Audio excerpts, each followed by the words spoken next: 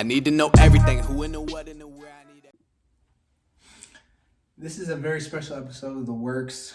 For our 10th episode, we are going into how I set up my studio for a photo shoot. I have one going on tomorrow, and I'm going to share a little step-by-step on everything that I do to get it set up and the little tips and tricks that a lot of times are overlooked when you're setting things up that you definitely want to do. So first things first, I'm going to set up my tripods on each end and my rack so that I can hang my screen.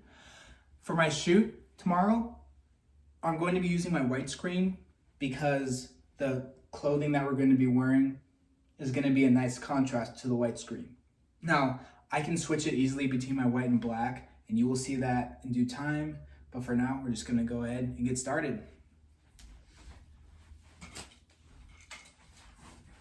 So I've got my two tripods. I'm going to set these up on either end.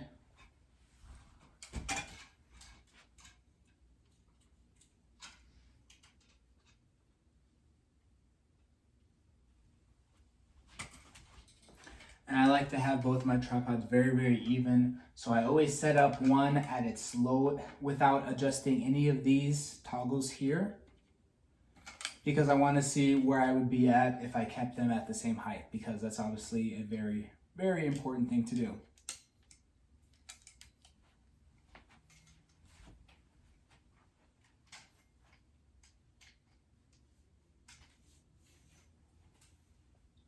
The setup that I got only cost me about $38.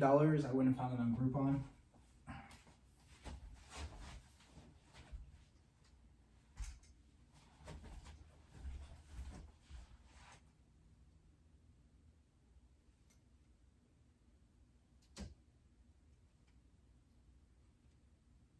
Perfect.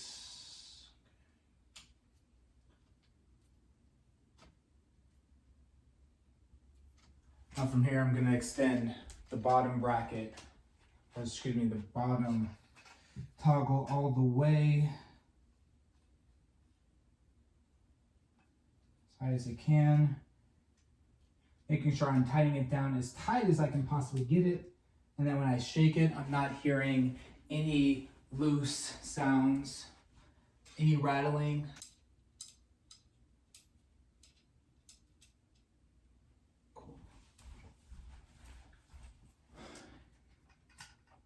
The nice thing with this stand is it can easily be done with just one person. If you're just running a one-man show with this, you can do it just fine. Obviously, anything's quicker with two people, but it's not a hindrance on me. Now I have my center bar. Before I get my center bar out, I'm going to take the time and make sure that I have my clamps ready, and I have my, I think it's called a pin lock or something, but there's a little lock that comes up top for you here. So you can tie in the pole that comes across the center, all right?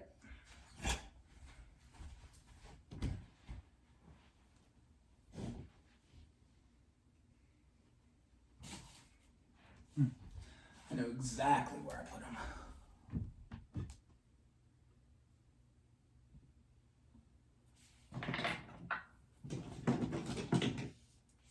Got it.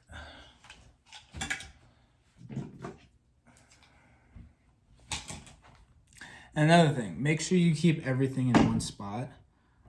You don't want to be looking around for it when you need it.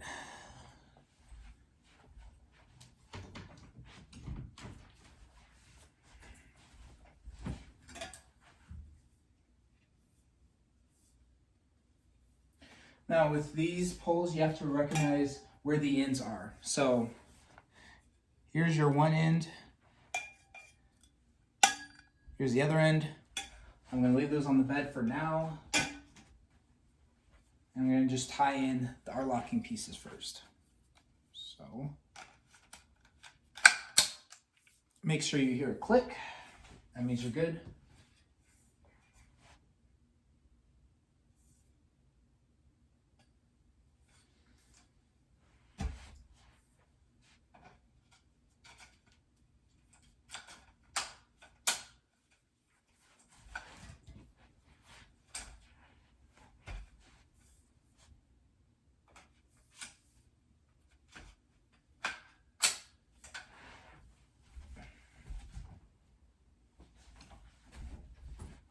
I've got my 2 locking pins for the top, and I'm just going to slide each end down.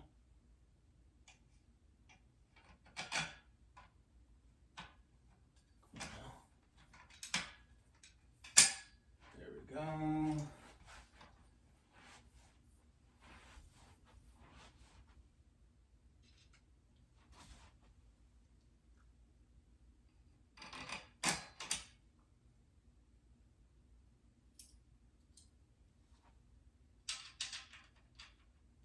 I'm gonna hold the one where I'm at and lock it down so that I can freely move back and forth without worrying about adjusting it. We can adjust that once I have it. A little back with it. Okay, now we're flat.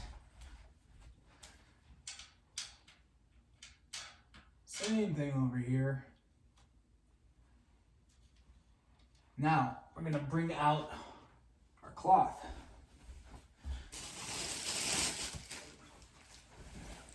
Now, at first glance, you're probably thinking, wow, this is really wrinkly. What's the point of this? Well, I'll show you what we do with that.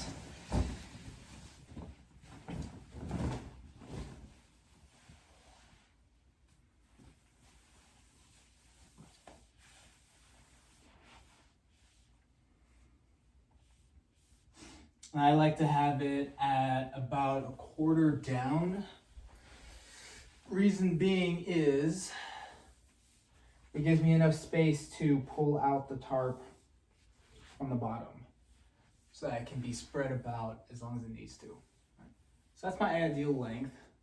I'm now going to grip it from the end and grab a couple clamps so I can put it in place. Set it back.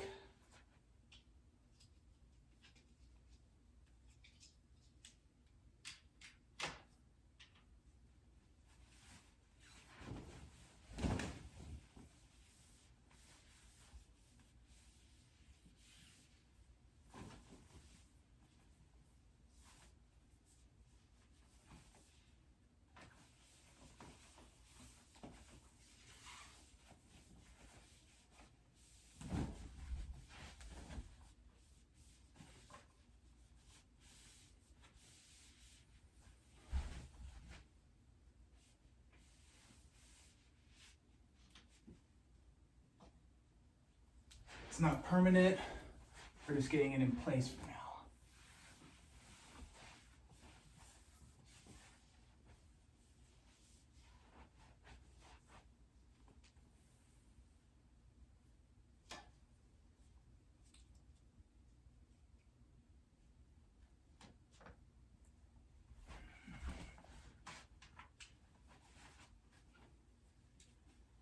Now you see why I said you can really do this all on your own. Kill it, make it easy. Pull this out, but not too hard because I know that this can fall. I can't tell you how many pictures I've taken and I lean too far back and this thing comes down on me. A few more clamps.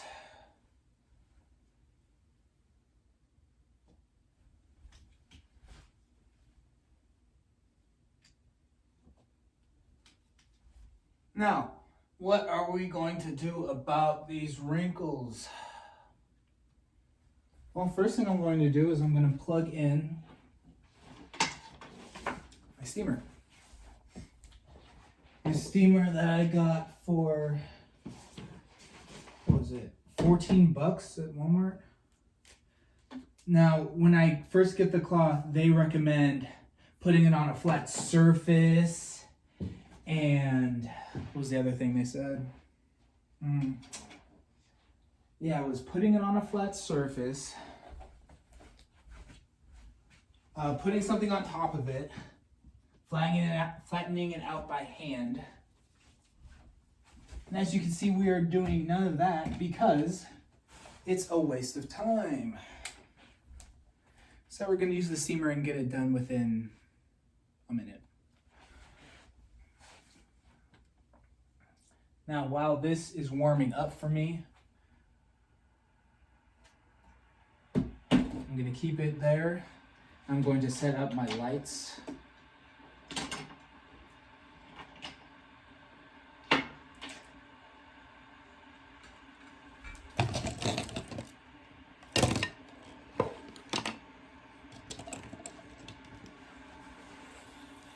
First light's gonna be my bottom light.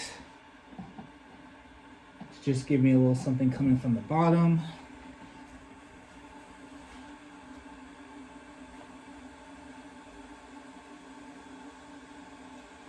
I'm gonna have it leak towards the front as much as I can. Okay.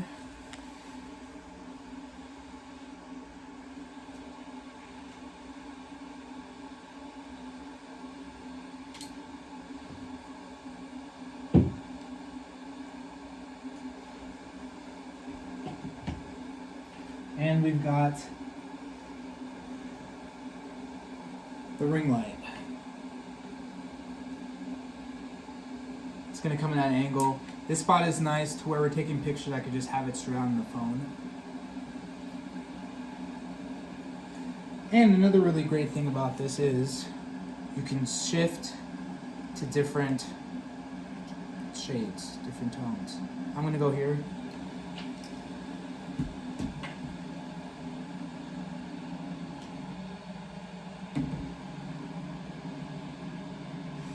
And let's angle it.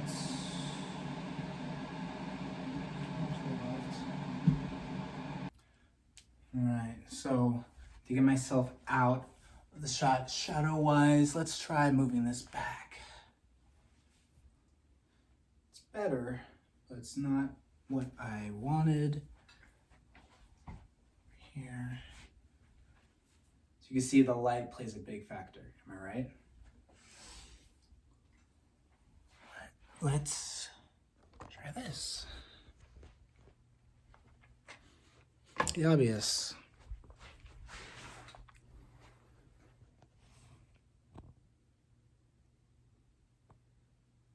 And now you're seeing a little play-by-play on that. But anyways, that's all I had for today. Thank you all for watching this video. I know it was a lot of stuff that we went through and covered. But above all, make sure you have your lights in different angles, in different ways. Make sure you have your setup clean, spacious, without anything that could jeopardize that, and you'll be good to go. Yeah, aside from that, like, comment, subscribe for this video. We have more on the way, and we'll catch you next time.